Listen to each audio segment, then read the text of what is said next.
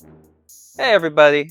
So, if you're like us, you spent too much time watching episode after episode of Bluey and making couch forts and practicing Ice Station, and you need a good book to read. So I'm recommending one of our baby's favorite books, Can I Touch Your Hair? So Can I Touch Your Hair by Irene and Charles is a poetry book, but it's a special kind of poetry book. It's a two-voice poetry book, meaning that two people wrote the poems in here, and you can do this too. It's a lot of fun, writing a poem about one topic, but two different perspectives.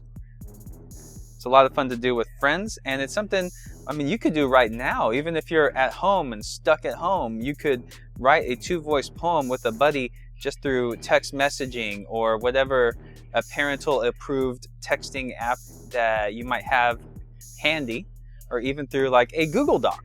Google Doc's one of my favorites, but text messaging might be easy. And we're going to look at some examples of two-voice poems by reading Irene and Charles's Can I Touch Your Hair book.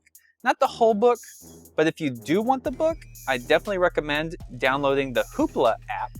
It's one of these apps where you can connect your library card and check out lots of books and comic books and movies and music for free.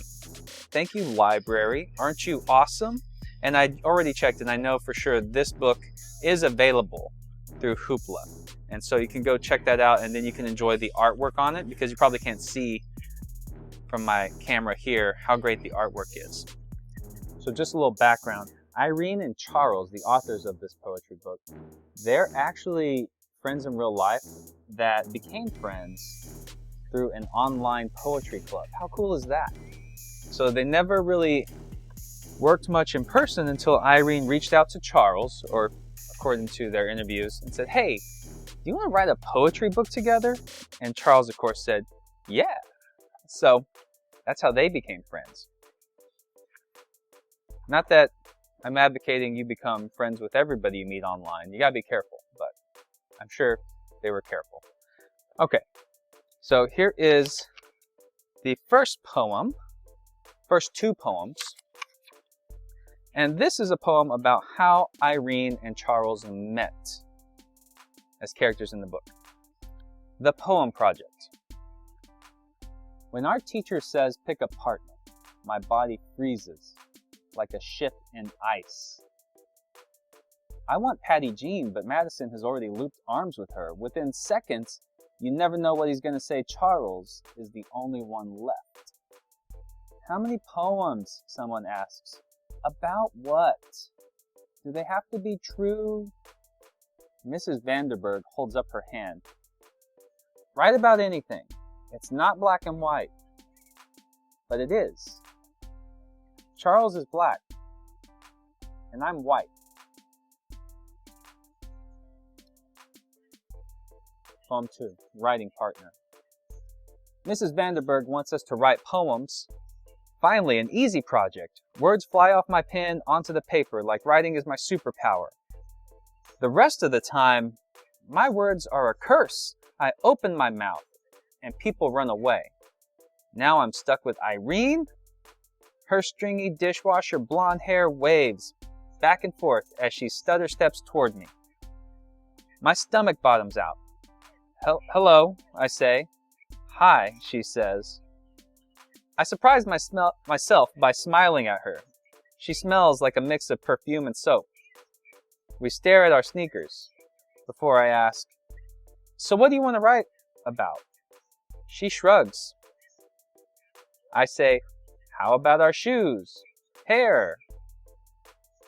Then we can write about school and church. She takes a deep breath.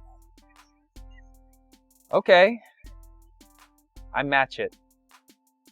Let's start there. Now in this, who are the characters? What are they like? Where are they? Think about it and look closely, and you could tell even by the art, I think it gives it away, but just by the words, analyzing the words, I think you could guess that, oh, these are two students who've been given a assignment in class to work together. Do you like group work in class? You probably do if you get to choose your partner, but sometimes it's not always easy. Even when you do get to choose your partner, you got to choose them quick. Otherwise, you get stuck with someone you don't know, and that's so scary. And I think that's what they're trying to convey with their two poems here. I personally never liked group work, but that's me. Stark, do you like group work? Okay, Stark likes group work.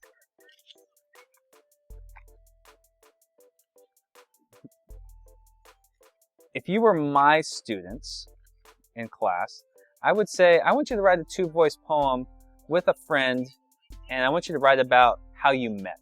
Do you remember your best friend? Do you remember how you met, how you became friends? I have a lot of friends that we talk about how weird it was. Sometimes we weren't nice to each other when we first met. Sometimes we didn't want to be friends with each other when we first met, and then somehow we became friends. And that's a good topic to write a two-voice poem on. All right, let's move on to the second topic that they're going to write about.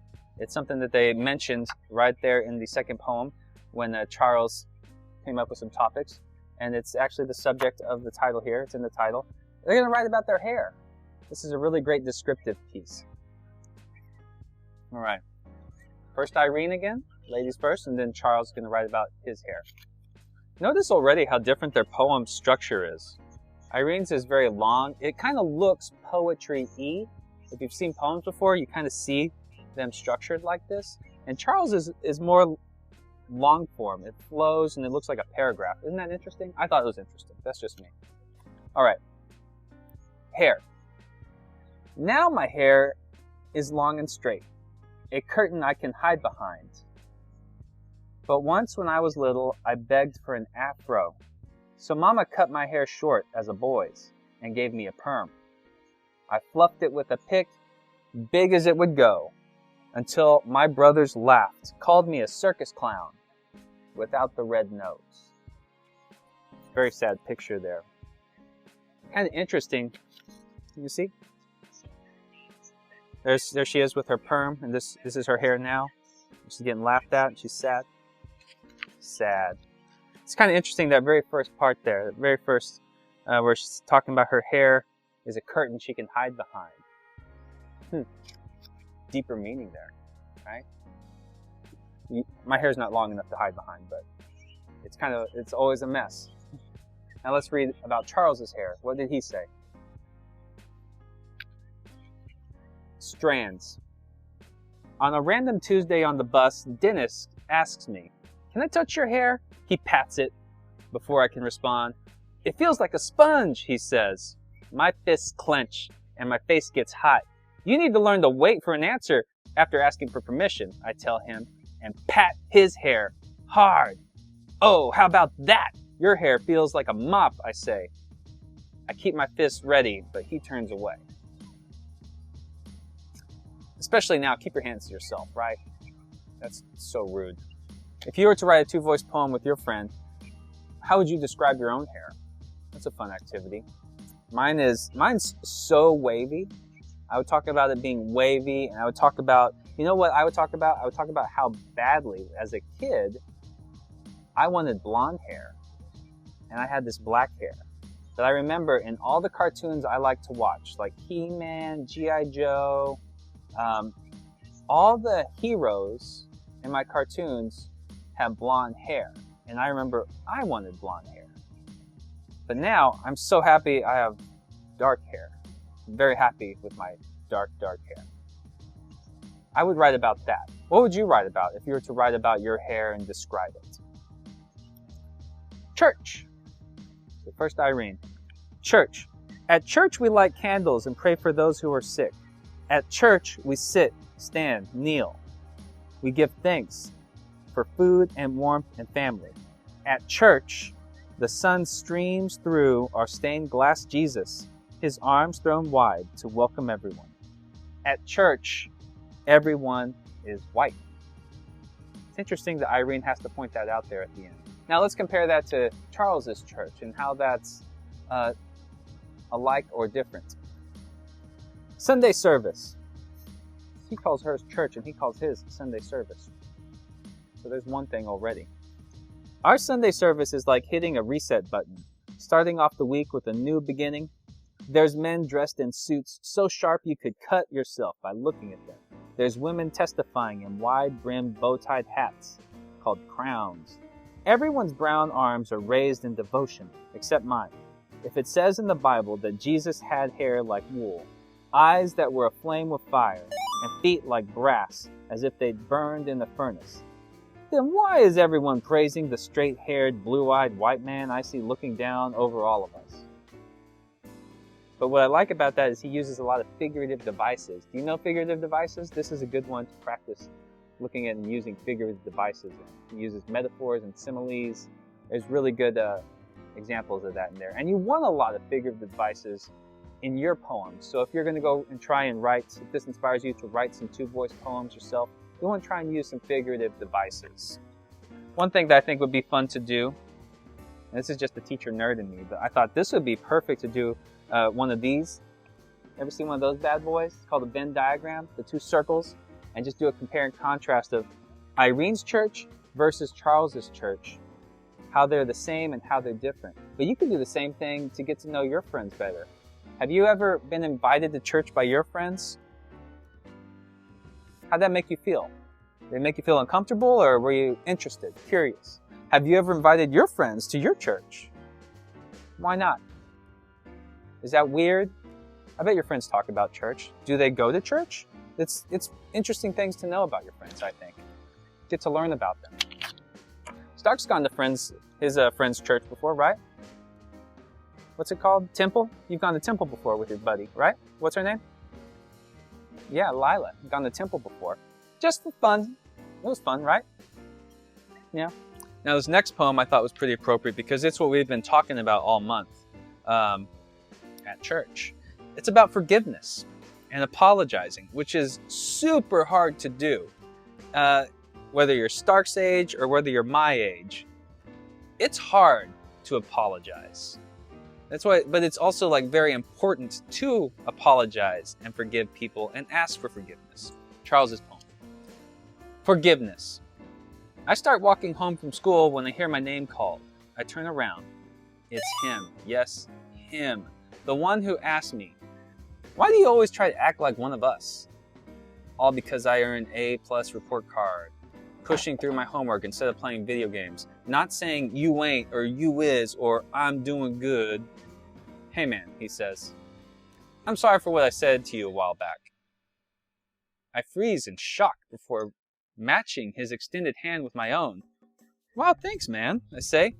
"That means a lot. I'm curious though, what made you apologize to me?" "Well," he says, "last week a couple of African Americans asked me the same question." Irene. Poem Apology. When Shonda presents her family tree to class, I see all the top branches are draped in chains. Because my ancestors were slaves, she says. I swallow. I want to say, I'm sorry. But those words are so small for something so big. Still, I want to try. So I write it on a scrap of paper, find her library book, and tuck it inside. He got a direct apology. Irene didn't know how to apologize. It's really hard. So she did it through just on writing in a note. But both are really powerful. Both are really good ideas and good ways to apologize. What are some ways you know how to apologize? I think that's a really important thing to know. Like, how do you apologize? You know, in this way, they spoke to each other. They're very honest. In this way, she wrote a note. Both are good ways. This is the second to last poem. And it's interesting because although it's a poetry book, it does tell a story about how these two, as they wrote poems about the same topic, they got to know each other and became really strong friends. And this, in the last couple poems, it shows how their friendship is growing. So at the end, spoiler alert, they write a genuine two-voice poem. So they've been writing with two voices in separate poems, but this one is their poem together in one poem, but both of their voices represented here. A true two-voice poem. and it is a letter to their teacher. So let's read that one now. Dear Mrs.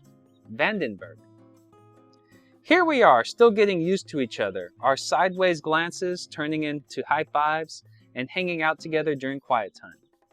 We smile when we learn we both like books but not sports. We nod our heads over cool shoes and colorful laces. Now we see each other as individuals, vegans, horseback riders, readers. We share hurts like being left out at recess and getting into trouble with our parents. Sometimes we say the wrong thing. Sometimes we misunderstand. Now we listen. We ask questions. We are so much more than black and white. Signed, Irene and Charles. P.S. Hey, Mrs. Vandenberg, what's our next writing project going to be? Rereading that, makes me want to reach out to my friends and write a two-voice poem. And so one way to do that, just to get pen and paper, start generating ideas, is to, when you can, find a blank piece of paper, and you should write about topics that y'all haven't talked about. Put the topic at the top, and then you take turns writing lines about that topic, just whatever comes to mind. So if the topic was, again, like they said, you can use the topic from the book, hair. Put hair at the top, and then you decide who's going to write the first line. You could take turns. You could flip a coin. I like doing, I like playing Ninja Cowboy Bear, which is a lot like paper, rock, scissors, except it's with a ninja, a cowboy, and a bear. You see, well, for instance, like if I was going to say, here, let's do this real quick, Stark. Stand up with me. So Ninja, Cowboy, Bear, there's 3 movements you got to remember, and there's 3 rules you got to remember. Ninja, this is the stance for ninja, always beats cowboy. This is the cowboy move. Cowboy always beats bear.